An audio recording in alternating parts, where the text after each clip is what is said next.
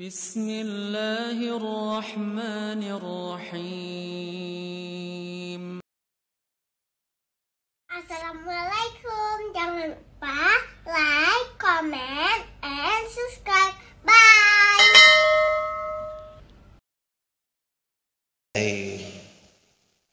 Ya, kami arahkan kalian untuk hanya melihat dua jalan saja.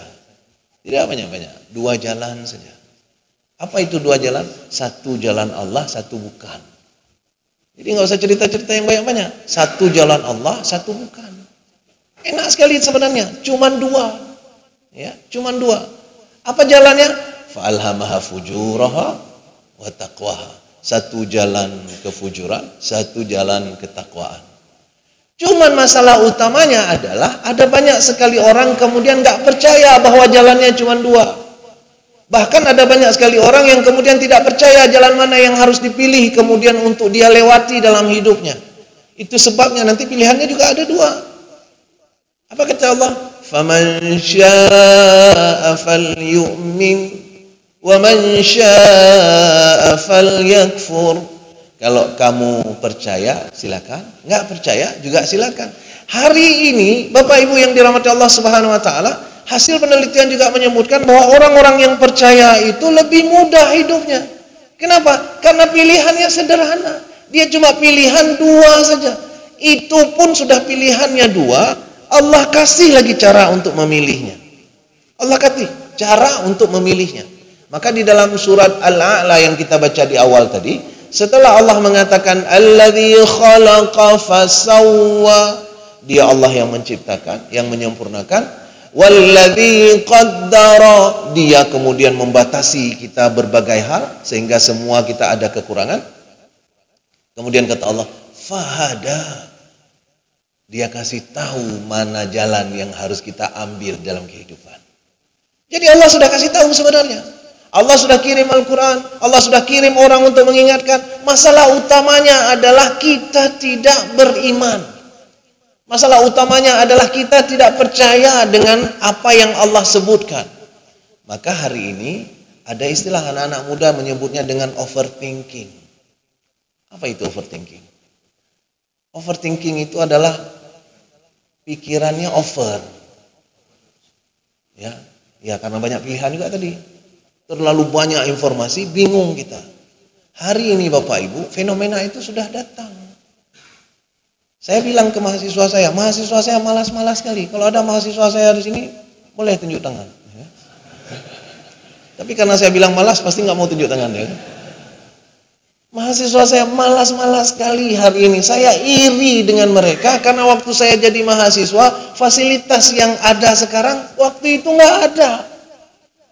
Kami dulu untuk mencari informasi, kami masuk pustaka bolak-balik.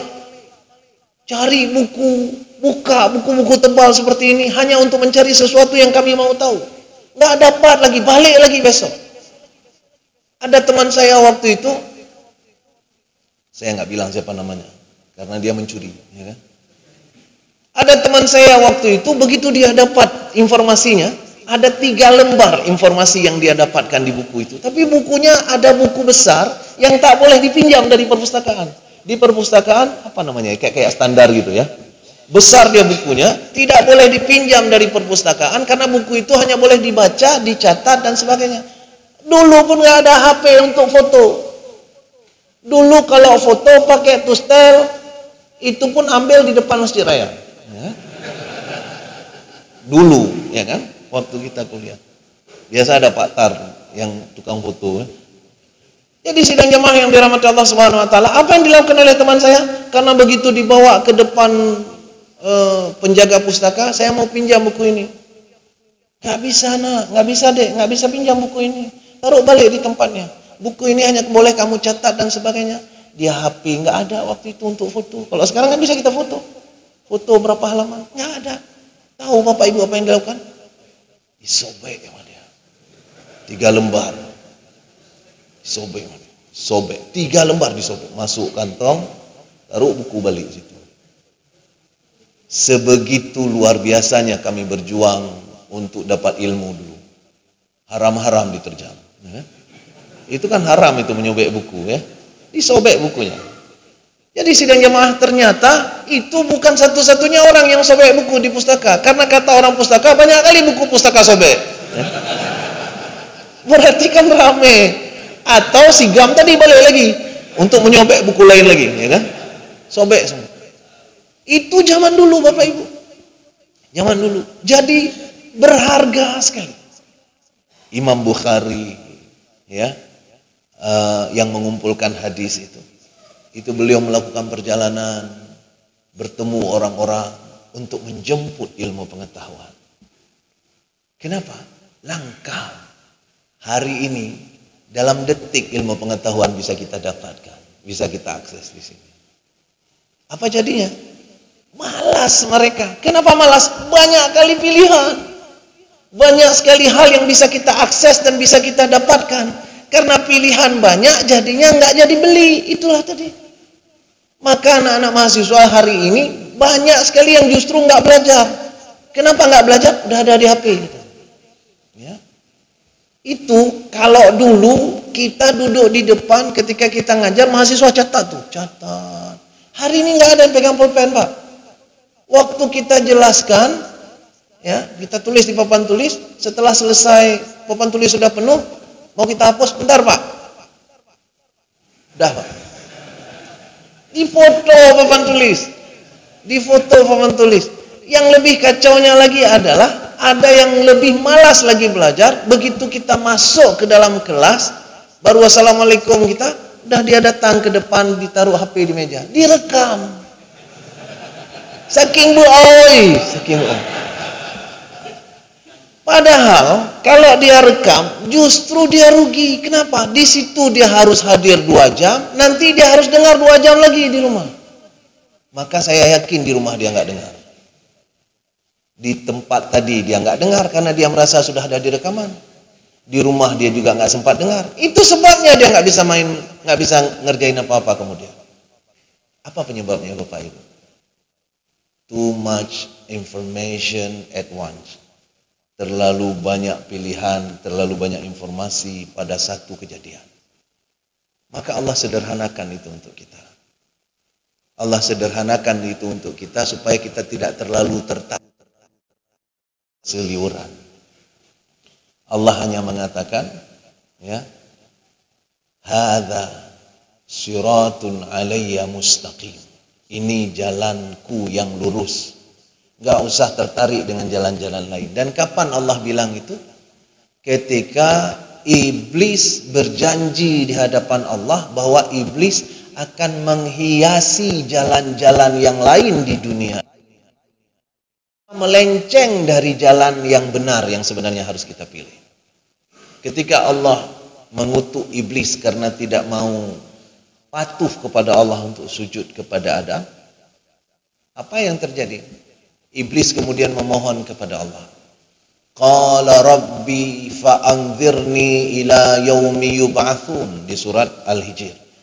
Ya Allah, tolong panjangkan usiaku sampai hari kebangkitan. Kata Allah, qala fa innaka minal munzirin. Kata Allah, oke, wahai iblis, engkau dipanjangkan usiamu. Ila yaumil waqtil ma'lum, sampai waktu yang ditentukan. Setelah itu terjadi, setelah iblis merasa mendapatkan garansi dari Allah bahwa umurnya akan dipanjangkan, baru iblis kasih tahu Allah apa rencana dia. Iblis mengatakan kepada Allah, qala rabbi bima aghwaytani la uzayyinanna lahum fil ard wa la ughwiyannahum ajma'in. Kata iblis kepada Allah Subhanahu wa taala, sungguh dengan nanti aku ingin perindah semua hal-hal yang berhubungan dengan dunia untuk anak cucu Adam. Kenapa? Wala ughwiyannahum ajmain. Aku berencana mau menyesatkan mereka semuanya, mau membuat mereka bingung untuk memilih jalannya. Itu rencana iblis. Dia sebut di hadapan Allah pakai lam taukid. Wala ughwiyannahum ajmain. Lam taukid artinya dengan sungguh-sungguh aku akan lakukan ini. Ya, aku perindah dunia, aku perindah suasana yang lain supaya Coba bayangkan ketika kita dapatkan berita. Kalau dulu karena berita itu selalu pantas kita percayai, maka setiap berita kita percaya. Maka orang-orang pada zaman dulu itu gampang sekali mengatakan sami'na wa ata'na. Bahkan Muhammad SAW pun sempat sekali waktu kena tegur dari Allah karena terlalu cepat percaya. Ada ayatnya itu turun, ya. Ayatnya berbunyi, ya ayyuhalladzina amanu in ja'akum fasiqun binaba'in fatabayyanu.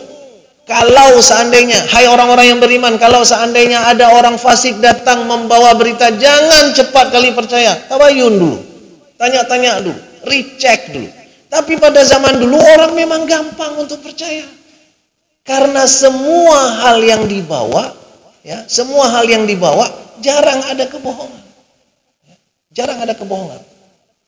Maka pada saat itu umat Muhammad SAW kata-katanya sering sami'na wa ta'na.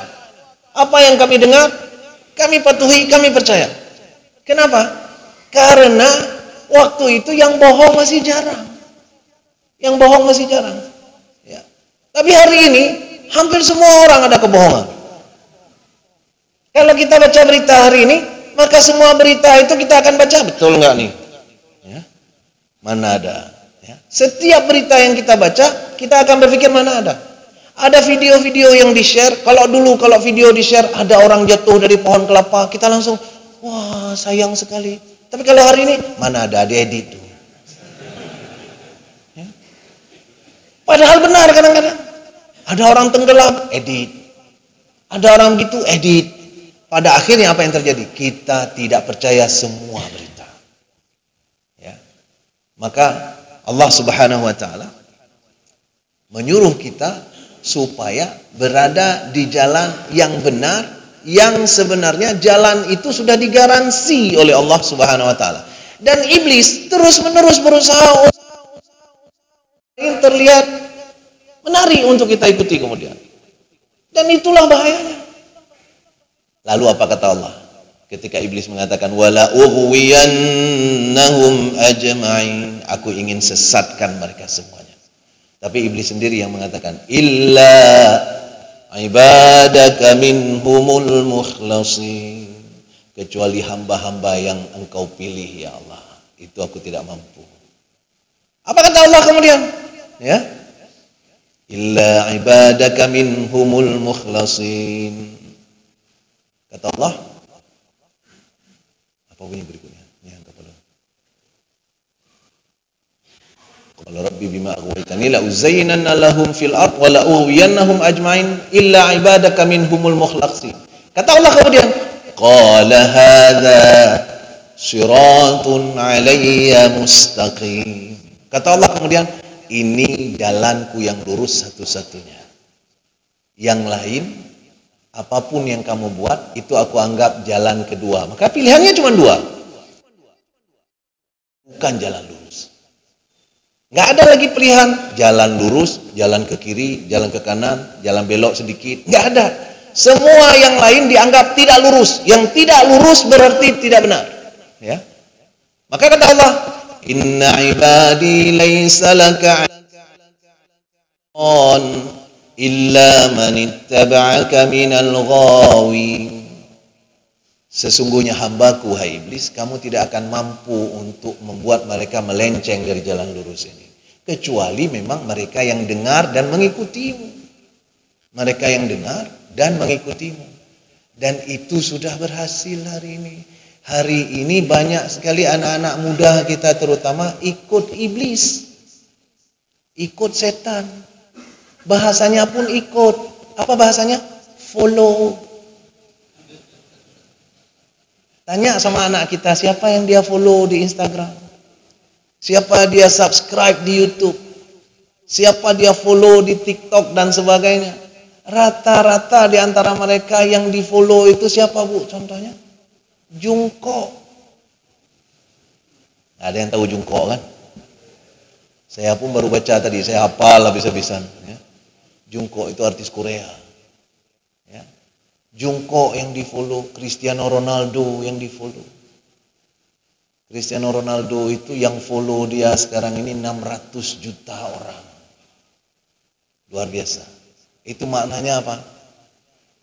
Yang beribadah di belakang dia 600 juta orang. Siapa imamnya? Cristiano Ronaldo. Itu dia Bapak Ibu. Dibawa kemana-mana tanpa kita sadar.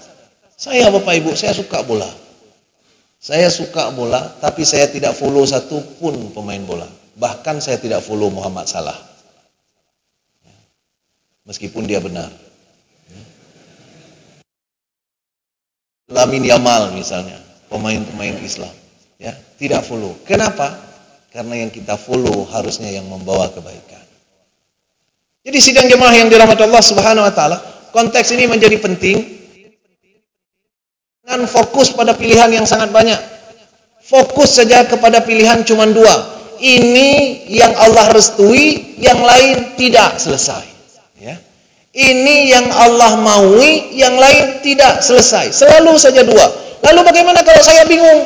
Saya bingung mana yang jalan Allah, mana yang enggak. Gampang. Di dalam sholat itulah yang kita minta.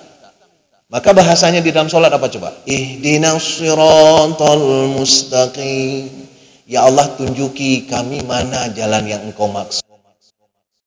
Kau bilang tadi, qala hadza siratun alayya mustaqim. Allah mengatakan inilah jalanku yang lurus satu-satunya. Kita minta sama Allah di dalam ihdinas siratal mustaqim.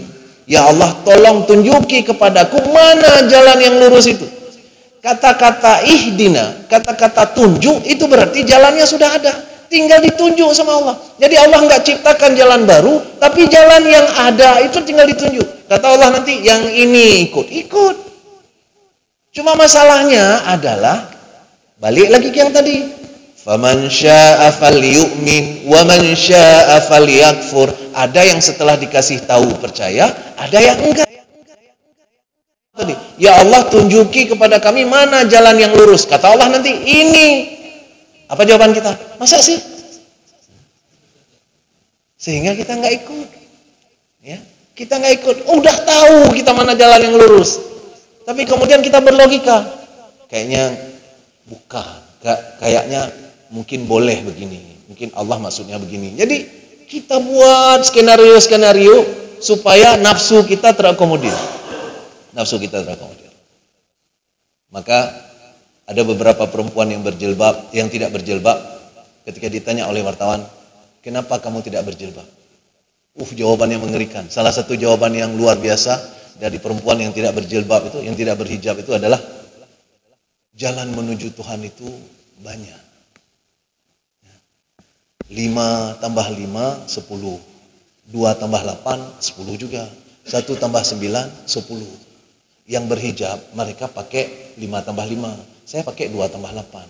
Satu lagi pakai 1 tambah 9. Luar biasa jagonya dia berbicara. Padahal kata Allah, tidak ada jalan yang banyak menuju Allah. Kata Allah, jalan menuju Allah cuma satu. Hadza siratun alayya mustaqim. Allah menggunakan kata hadza, itu artinya tidak banyak. Ya. Satu nih, inilah jalanku. Maka sidang jemaah yang dirahmati Allah Subhanahu wa taala, ini sudah syuruk. Jadi kita selesaikan. Ambil kesimpulan dulu supaya kita punya poin untuk itu. Kesimpulannya adalah makin dekat dengan akhir dunia, kita makin disuguhkan oleh banyak pilihan. Pilihan-pilihan yang dulu nggak ada, sekarang sudah kejadian. Dulu pilihan untuk berbuat dosa itu tidak banyak. Dulu ada pilihan berdosa, misalnya kalau berzina, pilihan berdosanya cuma berzina sama perempuan. Sekarang sudah ada pilihan. Sudah ada berzina dengan laki, sudah ada berzina dengan binatang, sudah ada berzina dengan barang, sudah ada berzina dengan macam-macam. Sudah lebih banyak lagi dikasih pilihan. Dan yang bertambah-tambah pilihannya itu apa? Jalan setan. Jalan Allah tetap sama. Hadza siratun alayya mustaqim. Dan itu yang kita minta setiap hari. Ihdinas siratal mustaqim. Ya Allah, kasih tahu mana jalan yang baik. Kalaupun nanti setelah kita minta, kita tetap bisa jadi salah melenceng dari jalan Allah Subhanahu wa taala. Itu tinggal kita berharap pada bagian yang akhir, pengampunan Allah atas dosa-dosa kita. Begitu cara jujur kita hidup. Semoga Allah memberi kita hidayah untuk berada di jalannya terus-terusan. Kalau kita sungguh-sungguh dengan satu hidayah yang Allah berikan, maka Allah janji akan menambah hidayah berikutnya. Walladzina jahadu fina lanahdiyannahum subulana. Kalau kalian bersungguh-sungguh dengan satu petunjuk yang Allah sudah kasih, maka Allah akan kasih petunjuk-petunjuk berikutnya. Kenapa Allah tidak kasih petunjuk berikutnya? Bisa jadi yang satu pun belum sungguh-sungguh kita jalani. Mudah-mudahan ada manfaatnya. Mohon maaf jika ada kekurangan, kesilapan dalam penyampaian. Subhanakallahumma wa bihamdika, asyhadu an la ilaha illa anta, astaghfiruka wa atubu ilaik. Assalamualaikum warahmatullahi wabarakatuh. Terima kasih.